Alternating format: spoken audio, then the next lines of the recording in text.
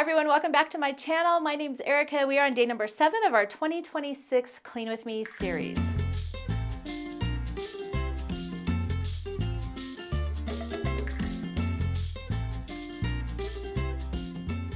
So if you're new to my clean out series, we're doing a 10-day sewing room declutter, clean out, and reorganization series here on YouTube with the hopes of making your space, whatever it may be, pretty and functional for 2026.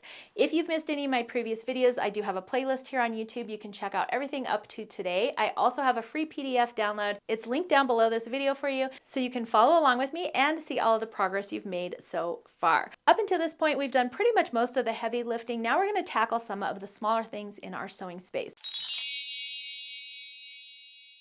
So today we're going to be talking about thread, notions, and other tools like rotary trimmers and things. We might have some duplicates of them. They might just need to be organized. So things like rulers, scissors, rotary trimmers, cutting mats, marking tools like pens and pencils, wet markers, glue sticks, anything like that that's technically a tool in your sewing space, we're going to go through those today. The other thing we're going to be sorting through today are things like buttons and zippers and trims, ribbons, things like that, just all the little things that can really cause clutter in our sewing space.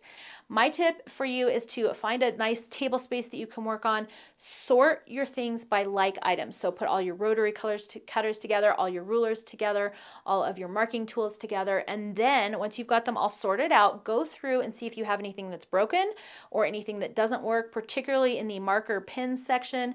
I am notorious for having pins in my drawer that do not work. So I will pull them out, see that they don't work. I'll actually put them back in my drawer and grab another one. And so then later when I go, I'll grab that one again. And I don't know how many times that happens, but I definitely need to go through my pins and get rid of anything that doesn't work so that my drawer is cleaned out and the only pins in there are actually functional pins. Once you have all your tools lined up, go through and see if there's any duplicates that you can get rid of, anything that's broken, or like I said with the pins, anything that doesn't work, and either toss the things that are broken that can't be fixed or put things to fix in a to fix pile. Anything that you know you want to keep that aside as well. And then anything that you're ready to donate because you may have like 4 or 5 of the same thing, add that to your donate pile. I'm notorious for having a lot of rotary trimmers and a lot of rulers.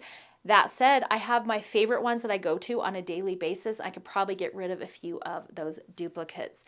Once you've gone through all of those, make your piles into the keep piles, the donate pile, and then toss anything that needs to get tossed.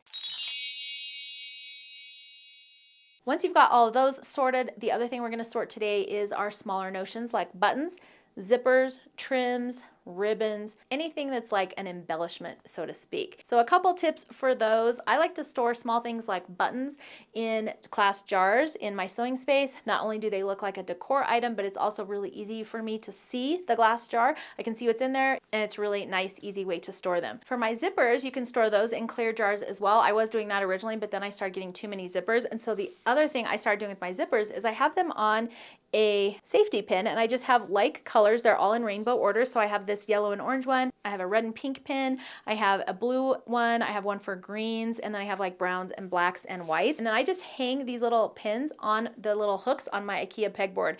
It's a great way to see the zippers that I have. They don't get all bent up and cramped in like a jar or a Ziploc bag, although you could do that. And then it's also really easy for me to take off the zipper I need and then just hang the other ones back up on my shelf. For things like ribbons and trims, if it's pieces of ribbon that I've gotten from packaging and things, I just have a Ziploc bag for all those little bits and bobs that don't really match anything. And I keep that bag just in one of my bins down here. You can't see it, but I know where it is and it's easy for me to go and grab a random embellishment as needed. For other ribbons and trims, a lot of times I will keep those on the original spool that they come in, and things that are extra cute that come on like vintage looking bobbins and things, I actually use those as decor in my sewing space. Not only can I see it, but it's really easy to get to and use.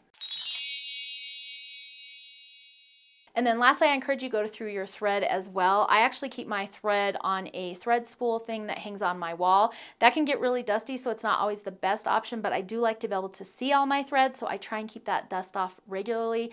You can also store your threads along with their coordinating bobbins in those plastic bins that are made for thread.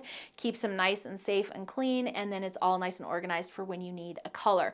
But I do recommend going through those really quickly today and just getting rid of anything that might be brittle or weak or just not usable. reusable. Now, one tip I have for those is I have been collecting threads over who knows how long, and some of these are probably from grandparents, but I actually use these as a decor item in my sewing space. So I have just the white ones, as you can see in here. I think it'd be really cute to have one for each color if I had the space. That'd be a really cute decor item. But anytime I get a vintage spool, I just add it to my jar. My jar is getting pretty full here. And I think it's just a really fun way to store some of the vintage threads I don't want to get rid of. The other thing you can do with your old threads is take the thread off the spool, and I have here on YouTube a tutorial on how to make fabric spool ornaments for your Christmas tree. So you can repurpose those spools in a fun way. I've also seen people glue them all together and make wreaths out of them. So there's a lot of fun ways to repurpose your used threads that you don't want to put into your sewing projects anymore. So that's your assignment for today, going through all those smaller items in your sewing space and just getting everything organized and put away or donated. Thanks so much for joining me for today. I hope you're enjoying our Clean With Me series. Don't forget to subscribe to my channel. You can hit that notification bell so you don't miss out on any upcoming fun.